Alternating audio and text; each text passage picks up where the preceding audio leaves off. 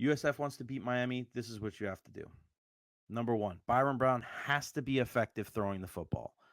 That rapport with Sean Atkins, it's got to be stronger.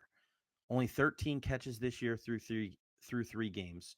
Last year, only 16 catches through 3 games for Atkins. And then the fourth game against Rice, he took off. And he was the number one weapon in the passing game for Byron Brown.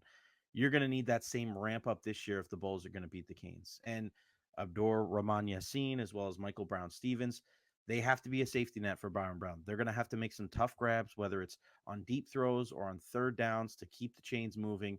Those guys have to step up. We can't see what we saw against Alabama. The passing game has to be a factor in this one. Number two, keep the Canes guessing in the running game. And this is how you're going to keep them on the field. You need those long, sustained drives. If you're seeing USF out there just pounding the rock over and over and over again, we know they're going to get to the line quick. But if Miami can continuously be on their heels and wonder where is this rushing attack coming from? Is it coming from Byram? Is it coming from Kelly Joyner or Naquan Ryder, Teron Keith? Wear them down. If they can do that early in this game, it is going to pay dividends in the fourth quarter. Number three, get in Cam Ward's face early and often, whether it's Mac Harris, Jason Vaughn, anybody.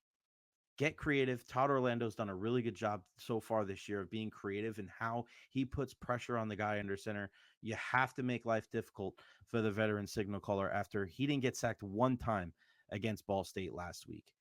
He wants to stay in the pocket. He wants to distribute the ball to a multitude of weapons. Force him off his spot and see how he responds. Special teams is the fourth key for me, whether it's 58-year-old Andrew Stokes punting, true freshman Nico Grammatica kicking off, or John Cannon with the field goal duties.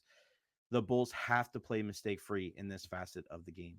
And we saw how that could be a factor in that game against Alabama. The turnover there where Nico was able to come up with the fumble recovery and also the missed field goal. Stokes, one of the leaders of this team, he's been around, it seems like, since BJ Daniels was the quarterback for the Green and Gold. If there is an opportunity for USF to flip the field, now's the time for Andrew Stokes to probably have one of the better games in his Bulls career. And then finally, win the turnover battle.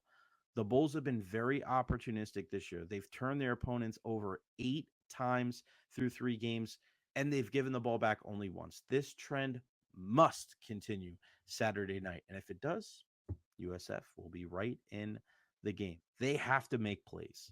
Guys need to rise to the occasion.